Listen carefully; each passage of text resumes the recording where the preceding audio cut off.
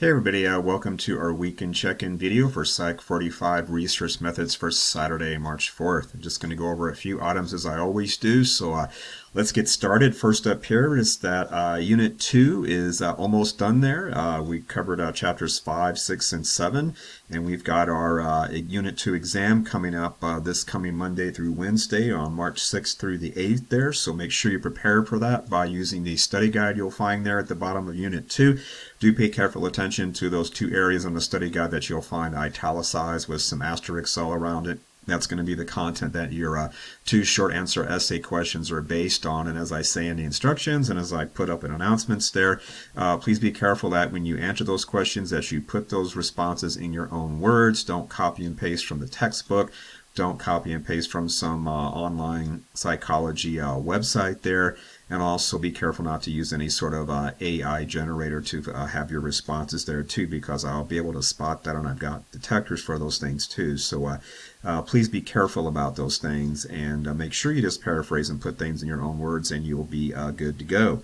Otherwise, everything's the same. 50 questions, you get 60 minutes. Your mind tap assignments for chapters 5 through 7 are due this coming Sunday, March 5th by 11:59 p.m. So make sure you get those in on time. And do remember that I had to reset the settings for the assignments there, so you only get one chance to answer the question and submit it there. They had done an update and changed all that, so I had to go back there and reset that. So you only get one chance, which is always what was intended there, if you will.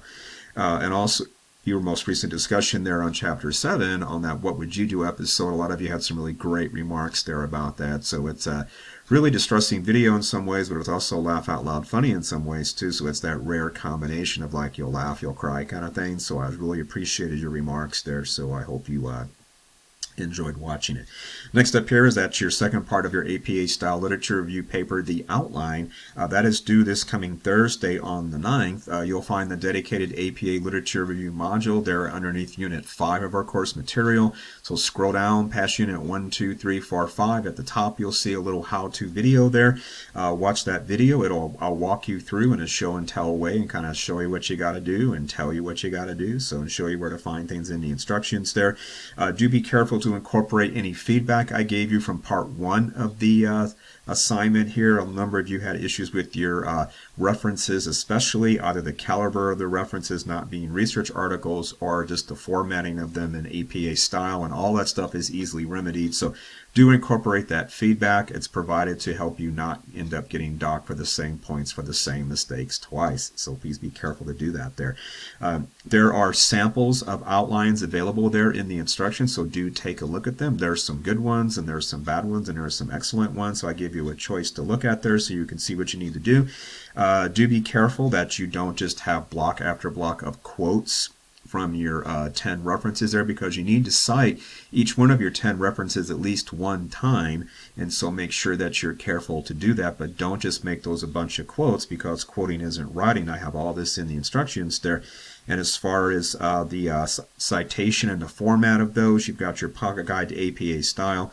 When you look up any way to format a reference, as in chapter 5, right beneath that you'll see they have what's called a parenthetical citation. That means how you actually cite that in parentheses when you actually put it in a sentence or a paragraph. There is something you're going to cite to support whatever you're saying in that sentence or paragraph. So be careful to note that. And if you do quote something, make sure you include a page number too. All of that is detailed there in your pocket guide to APA style. There's also links there to the online writing lab, the OWL, and the library website as well to help you out with the formatting of your citations, which are different than your references there. But do take a look at the samples and you'll get a real easy sense of how all that's to be done. I also wanted to mention there too that in chapter 7 in our module there on our course page, there's an extra link there to a CBS video about placebo effects. It's really cool. It's about 7 minutes long there, so you might want to check that out. It's a really great video. I always show it in class when I go over it there.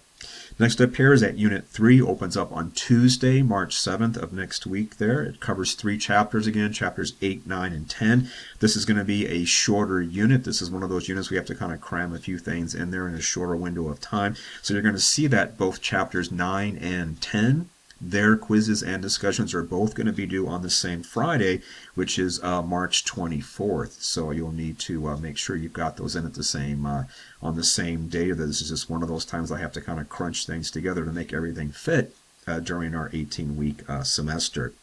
Next up here is that our last day to drop any course for this spring semester is this Friday, March 10th. It's coming up there next week.